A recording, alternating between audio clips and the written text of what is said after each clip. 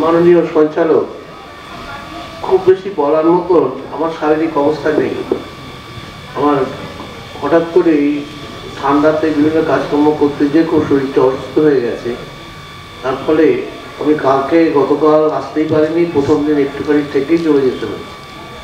আজকে যেহেতু সেমিনারটা হবে, তার ফলে আপনাদের সঙ্গে দেখা করার জন্যেই এই লোকটা সামলাতে পারলাম না আমি, সেই জন্যই আপনাদের কাছে আসা। এবং আজকে আপনাদের জন্য যেটা নির্দিষ্ট সেমিনারের ব্যাপার, সেটা সঞ্চালক মহাশয় আপনাদের সামনে বলেছি। আর আমি আমার বক্তব্য খুব নাটশেলে আমি যেহেতু বলতে পারবো না, আমি সেটা একটা লিখিতভাবে আপনাদের কাছে দিয়েছি, যাতে আপনারা এটা পড়তে পারেন। এবং বিষয়বস্তুটা হচ্ছে আমাদের যে বিনোদন, এবং যে বিনোদন আমরা করে থাকি, আমরা সে সমস্ত ব্যাপারে এবং ভ্রমণ যেটা করছি সেটা নিয়ে একটা দূষণের বিষয়বস্তু এসে যাচ্ছে। আচ্ছা, এই বিষয়বস্তুটা যদি আমরা দেখি, বিশেষ করে বিনোদন, খেলাধুলো, বিনোদন বিষয়বস্তুটা আমাদের জীবজগতে প্রত্যেকের মধ্যেই আছে। বাড়িতে যদি আপনি একটা ছোট্ট বিড়াল পোষেন, বিড়ালের বাচ্চাটা দেখবে সে নিজেদের মধ্যে খেলাধুলো করে বিনোদন নিচ্ছে। কুকুরের বাচ্চাদের খেলাধুলো থেকে সব আমরা নিচ্ছি। তো মানুষ এমন একটি প্রজাতি, যে প্রজাতি পরস্পরের যে এই বিনোদনের জগতে দীর্ঘকাল ধরে এক চরম নির্মমতার সাক্ষী থেকেছে। আপনি যদি ফিরিয়ে দিই একদম স্পার্টাকাসের যুগে, এই মনুষ্য জাতি কতগুলো সবল সুস্থ মানুষকে মেই রাজ্যের মানুষের থেকে তুলে নিয়ে এসে তাদের দিয়ে পরস্পরের লড়াই করিয়ে হয়ে সেই রক্তলীলা দেখতে তার উন্মত্ত হয়েছে।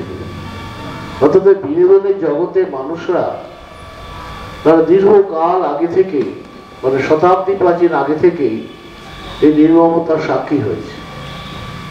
তারপরে সময় এগিয়েছে এবং মানুষই এই জীবের মধ্যে যে সমস্ত রয়েছে, কুকুরের সঙ্গে কুকুরের লড়াই বাজিয়ে দিয়েছে, মুরগির সঙ্গে মুরগির লড়াই দিয়ে তার মধ্যে জুয়ো খেলেছে, এ বিভিন্ন জিনিস করেছে। আজকেও আপনারা দেখছেন বিনোদনের জগতে দূষণ ছাড়াও দুর্নীতি যুক্ত হয়েছে। ক্রিকেটাররা তারা টাকা নিচ্ছে, ভালো খেলবেন না খারাপ খেলবেন, এই বিভিন্ন ব্যাপার নিয়ে। যে খেলাটা দিনে করা যেতে পারত, রাত্রিরে করলে আমাদের অনেক টিকিট বিক্রি হবে। অর্থাৎ দূষণটা যেমন আছে তেমনি থাকবে। সাম্প্রতিককালে আমাদের ইডেনে খেলা হলো, খেলাতে এমন বাজি তারা পড়ালেন, একটা ঘোড়া পড়ে গেল। আমি বলেছিলাম বিসিবিআই তো টাকার অভাব নেই, ওকে 1 কোটি টাকা ফাইন করা উচিত, করলো না কেউ। কারণ ওরা শক্তিশালী, ওরাই রাষ্ট্র চালায়, ওদেরই লোকজন রাষ্ট্র চালায় আমাদের, সেই জন্য ওদের ফাইন হবে না। আমরা প্রস্তাব দিয়েছিলাম ওদের 1 কোটি টাকা ফাইন করে 1 কোটি টাকা দিয়ে যারা পরিবেশ আক্রান্ত হয়েছে তাদের দেওয়া হোক। করবে না, শুনবে না। কিন্তু আমরা কি শুনবে না বলে কি দাবিটা করবো না? করে যেতে হবে। দাবিটা করার মধ্যে থেকে আগামী দিন উজ্জ্বল হয়। সেই উজ্জ্বলতার সাক্ষী রেখে আমি একটু আগে শুনলাম আমাদের এখানে আরেকটি সংস্থা, তিনি আপনাদের সামনে ঘোষণা করবে তারা আগামী জানুয়ারি মাসে, এই মাসে ডিসেম্বর মাসে তারা একটি এখানে আলোচনা সভা করবে। ওনাদের যিনি মূলত যিনি এই সংস্থাটাকে চালিয়ে নিয়ে যান, উনি এসে আপনাদের সামনে বলবেন যে কি হবে, এবং আমরাও চাই সেখানে সবাই আসুন। তারপরে যেটা তারকেশ্বর ট্রিটমেন্টস বলে একটি সংস্থা আছে, তাছাড়াও বিভিন্ন সংস্থা আছে, বাজি ডিজে মঞ্চ রয়েছে, তারপরে কন্যাগরী যুক্তিমোড়, হাওড়াতে কয়েকটি সংস্থা, বিভিন্ন সংস্থায় এখন এই যে শীতকালীন যে বিভিন্ন জায়গায় যে উৎসব হবে, পিকনিক হবে, তারা এটা নিয়ে কাজ করে যাচ্ছে, তাদের একটা না হয়। অত্যন্ত দৃষ্টান্তমূলক কাজ করছে কাষ্ঠশালীর বনবিথি। তার সেখানে প্রচুর মাইগ্রেটরি বার্ডস আছে। গঙ্গা যখন ওখান থেকে বিচ্ছিন্ন হয়ে তার গতি পরিবর্তন করলো, ওখানে 14 কিলোমিটার জুড়ে একটা অক্ষরেখা তৈরি হলো। সে অক্ষরেখায় প্রচুর পরিমাণে সেখানে পাখি আসত, সেই পাখিকে বাঁচানোর জন্য ওরা আপ্রাণ চেষ্টা করছে। শুনছে না, জোরে জোরে মাইক বাজাবে, বিভিন্ন খারাপ জিনিস ফেলবে, সবই তারা করে যাচ্ছে। দামোদর নদীর চরে, গঙ্গা চরে ক্রমাগত হবে, এবং গঙ্গা খালি গঙ্গা নদী কিংবা দামোদর বলে নয়, আপনি যদি একই যান একই অবস্থা তিস্তা, একই অবস্থা জলঙ্গির, এবং সমুদ্র বাঁচিনি তার হাত থেকে, মন্দারমণি থেকে আরম্ভ করে সর্বত্র। যেহেতু পশ্চিমবঙ্গে মন্দারমণিটা নিয়ে আমরা খুব বলছি, ভারতবর্ষের সর্বত্রই, তাই পশ্চিমবঙ্গ নয় সর্বত্রই সমুদ্র উপকূলবর্তী যে আইন রয়েছে সেটা কোনো জায়গাতেই মানা হচ্ছে, অর্থাৎ পরিবেশ আইন ক্রমাগত হয়েছে। এমনকি সার্কাস, সেই সার্কাস যদি পরিবেশ বান্ধব সার্কাস করা যায়, খেলাধুলো করা যায়, এই জন্য গাইডলাইনও করা হয়েছে। প্রশ্নটা হচ্ছে আইন আছে, স্ট্যাটুটারি গাইডলাইন আছে, কিন্তু কার্যকারিতাটা হচ্ছে, প্রশ্নটা সেখানে। তাহলে এইরকম একটা পরিস্থিতির মধ্যে দাঁড়িয়ে আমাদের তাহলে কি করা দরকার, এটাই তো আমরা আজকে আলোচনা করতে বসেছি। এবং আমরা যারা আজকে এনজিওরা রয়েছি, স্বেচ্ছাসেবী সংস্থা পরিবেশ নিয়ে কাজ করে যাচ্ছেন, তাদের কিন্তু একটা উদ্যোগ নিতে হবে এই বিষয়বস্তুটাকে কার্যকারী করার জন্য ক্রমাগত একটা প্রেশার গ্রুপ হিসেবে প্রশাসনের উপর কাজ করবে। যার যে প্রেশার গ্রুপের একটা অন্যতম নিদর্শন আমরা কোন্নগরে দেখেছি। কোন্নগরে অবনীন্দ্রনাথ ঠাকুরের একটা বাড়ি ছিল, অত্যন্ত ঐতিহাসিক বাড়ি, সেটা প্রমোটরের হাতে চলে যাচ্ছে। বলেছিল যে ওখানে বিস্তৃত যে জায়গা, ও ঠাকুর রবীন্দ্রনাথ ঠাকুর বাড়ির ঐতিহ্য যেখানে রয়েছে, যে ঠাকুর বাড়িকে ঘিরে ভারতবর্ষের মানুষ বিদেশের প্রত্যেকটা মাটিতে গর্ববোধ করে, তার বাড়ি লুট হয়ে যাচ্ছে। সেইখানে দাঁড়িয়ে এরা লড়াই করলেন, কোন্নগরের মানুষ, বিভিন্ন সংস্থা এবং পৌর প্রতিষ্ঠান সেখানে সহযোগিতা করলেন। একজনের নাম তো আমার বলতে হয়, বাপাদিত্য বাবু, তদানীন্তন চেয়ারম্যান, করে এটাকে রক্ষা করলেন। অর্থাৎ প্রেশার গ্রুপ যদি কাজ করে, একদম যে কিছু করা সম্ভব হয় না তা হয়। প্রেশার গ্রুপকে কাজ করে যেতে হবে।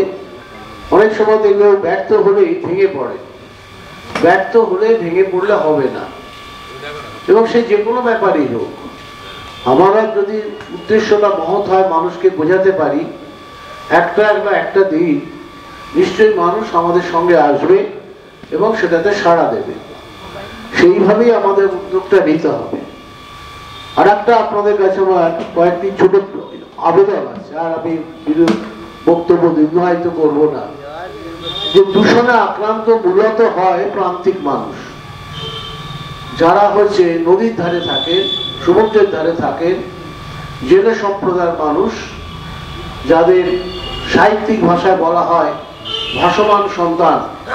সেই ভাসমান সন্তানদের কিন্তু নদী, সমুদ্র, জলাভূমি এই যেভাবে নষ্ট হচ্ছে, তাদের বিরুদ্ধে আন্দোলন করার জন্য এদের যুক্ত করার একটা আমাদের উদ্যোগ গ্রহণ করতে হবে।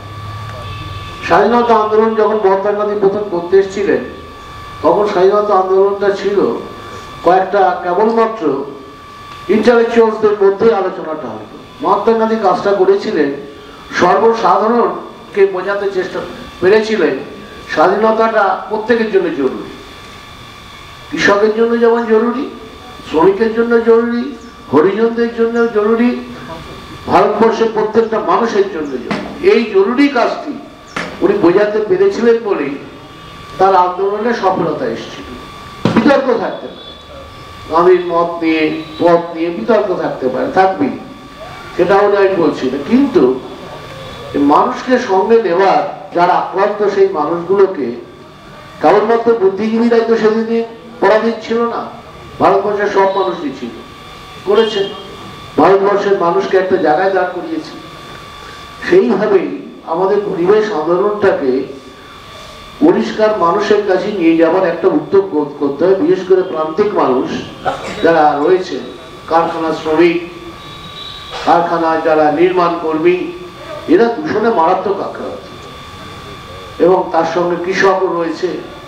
কৃষক এই যেমন পেস্টিসাইড ছড়াচ্ছে, বিভিন্ন রকম সমস্যা হচ্ছে, তাদের সবাইকে নিয়েই আমাদের পরিবেশ আন্দোলনে যুক্ত করতে হবে। এই একটা কাজ আমাদের করতে হবে। দ্বিতীয়টা আপনাদের বলবো, আমাদের এই সংবিধান এবং এই পার্লামেন্টের ডেমোক্রেসিতে ভারতবর্ষে কি হবে কি হবে না তার সবটাই নির্ধারিত হয় যারা রাজনৈতিক দল পার্লামেন্টে বসে, তারাই আইন তৈরি করেন, তারাই আইন কার্যকারী করেন। আপনারা দেখেছেন খবরের কাগজে আগামী লোকসভা নির্বাচনকে সামনে রেখে বিভিন্ন রাজনৈতিক দল তারা তাল ঠুকতে আরম্ভ করেছে।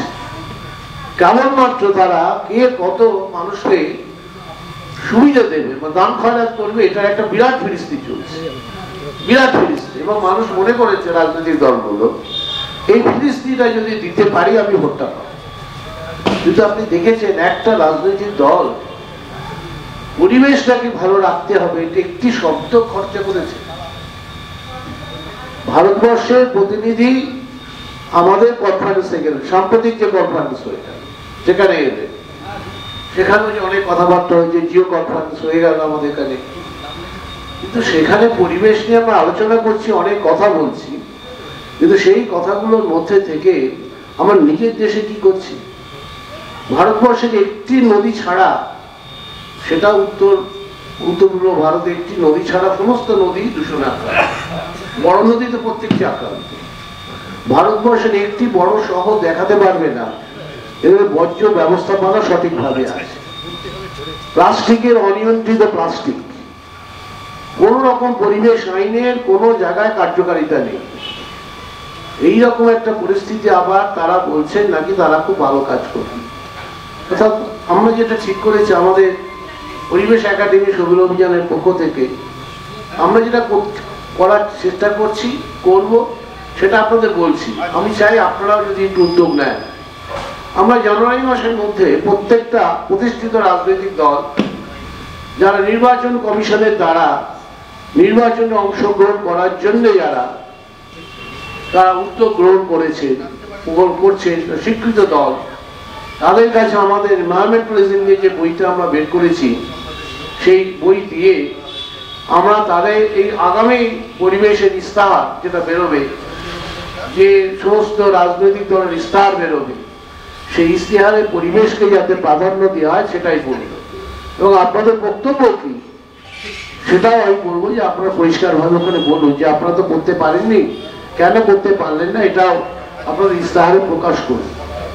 আমরা 2009 সালে প্রথমে এই উদ্যোগটা নিই, তারপর থেকে যে বিরাট কিছু হয়েছে তা হয়নি। তবে কয়েকটি রাজনৈতিক দল তারপরে যে পার্লামেন্ট নির্বাচনে আমরা দেখলাম তারা পরিবেশেরটা কিছুটা করেছে, কিছুটা অল্প অল্প হলেও কয়েকটা শব্দ ব্যবহার করেছে, কিন্তু দেখা গেল সেই শব্দ ব্যবহারের পরেও যখন তারা ক্ষমতায় গেলেন তারা সেটা মানলেন না, অনেক কিছু মানেনি। আমাদের পরিবেশ বলে নয়, অনেক কিছুই তারা মানেনি, অথচ ইস্তাহারে লিখেছে। আবার বিরোধী দল যারা তারাও কিন্তু ওটা নিয়ে চিৎকার করলেন। পার্লামেন্টে কতগুলো কয়েকজন মানুষ তারা কিছু নাকি লোক ওখানে বিভিন্ন আইন টাইন ভেঙে ঢুকে ঢুকে পড়ে ধোঁয়া টোয়া ছড়িয়েছে, পার্লামেন্টের এমপিদের জীবনযাপন নিয়ে, জীবনের বিষয়বস্তু নিয়ে খুব সংকট প্রকাশ করে পার্লামেন্টে কি হচ্ছে আপনারা দেখেছেন। কিন্তু আমার অবাক মনে হয় পার্লামেন্টের এমপিদের জীবন আক্রান্ত হচ্ছে, সুরক্ষা থাকছে না বলে একেবারে সমস্ত ভারতবর্ষের আসমুদ্রে বাঁচাও উত্তাল করার চেষ্টা হচ্ছে। কিন্তু সমস্ত ভারতবর্ষ জুড়ে পরিযায়ী শ্রমিকদের কি অবস্থা হয়েছিল তার জন্য একজনও পার্লামেন্ট অচল হয়েছিল, একটা দিনের জন্য পার্লামেন্ট অচল হয়েছিল হয়নি। 2 কোটি পরিবেশ পরিযায়ী শ্রমিক, অর্থাৎ তাদের জীবনে কোনো সুরক্ষা নেই, যা খুশি চলতে পারে। আমার কাছে একটা ঘটনা এসছে, এটা বলেই আমি শেষ করবো পরিযায়ী শ্রমিকের কথা। এটা আমাদের কাজ, আমাদের পরিবেশ কর্মীদের। নদিয়ার কাছে একটি ছোট্ট গ্রাম, একটি লোক আমার কাছে এসে অভিযোগ করলো যে আমার ভাইকে কাজের জন্য নিয়ে গেছে ব্যাঙ্গালোরে, নিয়ে যাওয়ার পরে সে আর ফিরছে না, ফোন করি সে খোঁজ দেয় না। তার পরবর্তী ক্ষেত্রে আমরা যে নিয়ে গিয়েছিল তার কাছে যাই, সে বলে না ওকে খুঁজে পাওয়া যাবে না, আমরা জানি না, আর ওকে খুঁজে পেতে যেতে হয় আমাকে 50,000 টাকা দিতে হবে। সে বলে কোথা থেকে পাবো, 50,000 টাকা। সে তখন কি করলো, তার স্ত্রী তার সামান্য যা গয়নাগাটি ছিল বেচে দিল, বেচে দিয়ে বাড়ির সংলগ্ন একটু জমি ছিল সেটাকে বন্ধক দিল, যে টাকা জোগাড় করে তারা ব্যাঙ্গালোরে যাওয়ার প্রস্তুতি নিল। এবং যে নিয়ে গিয়েছিল তাকেও বললো তোমাকে নিয়ে যাবো। সে স্টেশনে এলো না, তারা গেল ব্যাঙ্গালোরে FIR করলো, ফিরে এলো, কিন্তু সে ফিরে আসেনি, আর সে আর ঘরে ফিরে এলো। তারপর সে স্থানীয় এলাকায় গেল, যে বললো এখান থেকে হারিয়ে গেছে, কিন্তু বললো না এতে তো আমরা কিছু করতে পারবো না, হারিয়েছে তো ব্যাঙ্গালোর, তুমি বলছো, আমরা তো FIR দেবো না, নিখোঁজ ডায়েরি করবো না, সুতরাং আমরা কিছু করতে পারবো। এবার চলে গেল সে SPর কাছে নদিয়া। চলো না, এটা আমাদের ব্যাপারই নয়। কার ব্যাপার? একটা মানুষ হারিয়ে গেল। তারপরে আমরা ইনভেস্টিগেশনে নামলাম, নেমে দেখলাম ওই গ্রাম থেকে কম করে 10 জন লোক হারিয়ে গেছে কয়েক বছরের মধ্যে। তার মধ্যে একজনকে খোঁজ করে পরবর্তীকালে জানা গিয়েছিল সে মারা গেছে, তার বডি ওরা ওখান থেকে নিয়ে এসেছিল। যেটা করা হয় সেখানে নিয়ে যে তাদের বিভিন্ন যে বডির পার্টস নিয়ে নেওয়া হয়, এটা একটা, এবং এইগুলো নিয়ে বিদেশে চালানো ট্রাক, আমরা দেখেছি ড্রাগ সাপ্লাই অমুক তমুকের জন্য প্রচুর আইন আছে, করতে হচ্ছে। কিন্তু এই যে মানুষের বডি চুরি করে নিয়ে পাঠিয়ে দেওয়া হচ্ছে প্রান্তিক শ্রমিকে, তার কি হচ্ছে? কিছু হচ্ছে না। সুতরাং পরিবেশ কর্মীরা পরিবেশ জীবন জীবিকার সঙ্গে যুক্ত। পরিবেশ কেবলমাত্র পুঁথিগত বিদ্যা নয়, পরিবেশ মানুষের জীবন জীবিকার সঙ্গে যুক্ত একটি বিষয়বস্তু। মানুষের জীবন জীবিকার লড়াই, পরিবেশের লড়াই, মানুষের মানবাধিকারের লড়াই, মানুষের বেঁচে থাকার অধিকারের লড়াই, আজকে সবই পরস্পরের সঙ্গে এক সুতোয় বাঁধা। আমরা লড়াই করছি। পুলিশ চিঠি দিয়েছি, গতকালই আমার কাছে চিঠি এসছে, লেবার ডিপার্টমেন্ট এটাকে কেসটাকে টেক আপ করেছেন, তারা চেষ্টা করছেন এটাকে উদ্ধার করার জন্য কিভাবে কি করা যায়। তারপরে আমি এটাকে ঘাটতে আরম্ভ করলাম ভারতবর্ষের আইন। কালকে একজন মহিলা, যিনি এই ট্রাফিকে ইন্টারন্যাশনাল ট্রাফিক যে হচ্ছে তার উপর কাজ করেছেন ইউএনের পক্ষ থেকে, তার সঙ্গে আমি আলোচনা করে জানলাম ভারতবর্ষে যে ট্রাফিকিং আইন আছে তাতে মহিলা শিশু পাচার সংক্রান্ত আইন আছে, যে ছেলেদের নিয়ে যে হারিয়ে যাওয়া হচ্ছে তার উপর কোনো আইন নেই, সেখানে আইনের কোনো। তার ফলে এই বিষয়বস্তুটা কেউ ভারী, দিনের পর দিন শ্রমিক হারিয়ে যাচ্ছে, বিভিন্ন সময় ঝড়ে জল বিভিন্ন সময় হচ্ছে। অর্থাৎ পরিবেশ আন্দোলনের সঙ্গে সঙ্গে এইগুলো করতে হবে। এবং আগামী দিনে যে লোকসভা নির্বাচন হবে তাতে আমাদের প্রত্যেকটা এনজিওকে সমস্বরে বলা উচিত যে পরিবেশকে রক্ষা করো, পরিবেশকে রক্ষা করে উন্নয়ন হোক, পরিবেশ বিরোধী উন্নয়ন বন্ধ করো, পরিবেশ বিরোধী কোনো কাজকর্ম করা যাবে না, পরিবেশ আয়ন্তরে রূপান্তর করিয়ে ভোট হাতে সুযোগ করা যাবে না। এই কয়েকটি বিষয়বস্তু আমাদের তাদের কাছে তুলে ধরতে হবে। এবং ভারতীয় সংবিধানে এখনো যেটুকু পরিবেশ আইন আছে তাকে নির্দিষ্টভাবে আপনারা কার্যকারী করুন, যারা ভঙ্গ করছে তাদের বিরুদ্ধে ব্যবস্থা নিন। এবং পরিবেশ যারা ভঙ্গ করে আমি মনে করি তারা পরিবেশের সন্ত্রাস, পরিবেশের মুখে এরাও একজন ধরনের সন্ত্রাসী, পরিবেশের উপর তারা সন্ত্রাস সৃষ্টি করছেন, এটাকে বন্ধ করতে হবে। এটাই হচ্ছে আমাদের আগামী দিনে আমাদের স্বেচ্ছাসেবী সংগঠনে স্লোগান হোক। এই কথা বলে এবং আমাদের বিশিষ্ট বক্তারা এসছেন, পুরোটা আমি থাকতে পারবো কিনা জানি না, তবে আমার একটু পর আমার চলে যাওয়ার শরীরটা ভালো নেই। আপনারা সবাই এসছেন। তবে ফেব্রুয়ারিতে আমরা আরেকটা এই পার্লামেন্ট নির্বাচনের পরিবেশের ভাবনা নিয়ে একটা সেমিনার আমরা করব, আলোচনা সভা করব, আমরা কে কি করতে পারছি সেটা করব। এবং আমরা প্রত্যেকটা গ্রামে, বিশেষ করে যারা বিভিন্ন সংগঠন নিয়ে কাজ করে, বাজিদি যে বন্ধু আছেন, সংবেদ রয়েছেন, আরো যারা আছেন, তাদের প্রত্যেককেই বলবো আপনারা বিভিন্ন জায়গায় তারকেশ্বর, গ্রিনমেটস, এরা বিভিন্ন এনজিওর কাছে আপনারা তারা বার্তা দিন। সামনের লোকসভা নির্বাচনে ওরা যেমন তাল ঢুকে নেমে পড়েছে যে ভোটে জেতার জন্য, আমরা পরিবেশ যাতে জেতে সেইটাও আমাদেরও জেতার জন্যে, পরিবেশকে জয়লাভ করার জন্যে আমাদেরও তাল ঢুকে নেমে পড়তে হবে। এই আবেদন রেখে আমি কথা শেষ করছি। আপনারা ভালো থাকুন, আমার মতন যেন কেউ অসুস্থ হয়ে পড়বেন না। ধন্যবাদ।